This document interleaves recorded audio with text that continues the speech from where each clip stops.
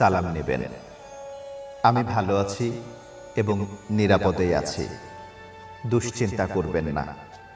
আব্বাকেও বলবেন, দুশ্চিন্তা মনোকষ্টের কারণ ছাড়া আর কোনো কাজে আসে না। এখানে গতকাল ও পরশু পুলিশ বনাম আর্মির মধ্যে সাংঘাতিক সংঘর্ষ হয়ে গেল। শেষ পর্যন্ত আমরা জিততে পারিনি। রাজশাহী শহর ছেড়ে লোকজন সব পালাচ্ছে। শহর একদম খালি। মিলিটারি কামান ব্যবহার করেছে, 250-এর মতো পুলিশ মারা গিয়েছে, 4 জন আর্মি মারা গিয়েছে মাত্র। রাজশাহীর পরিস্থিতি এখন আর্মির আয়ত্তাধীনে রয়েছে। হাদিদুল্লাহ ভাই ভালো আছেন, চিন্তার কোনো কারণ নেই। আমি যাইনি সেখানে। পুষ্পা আপা সমানে কাটাকাটি করে চলেছেন, ঢাকার ভাব নাই।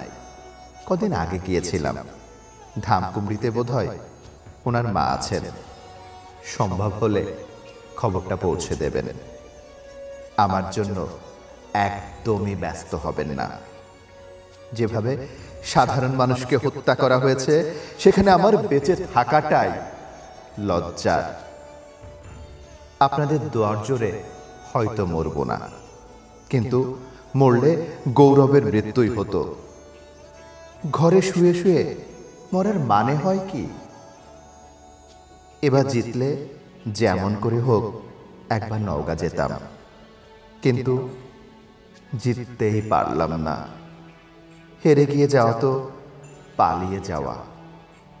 পালাতে বড্ড অপমান বোধ হয়। হয়তো তবু পালাতেই হবে। আব্বাকে সালাম। দুলুরা যেন অকারণ কোনো রকম রিস্ক না নেয়। আমার ব্যক্তিগত অভিজ্ঞতা থেকে বললাম কথাটা, তাতে শুধু শক্তিই ক্ষয় হবে। দোয়া করবেন। ইতি বাবুল।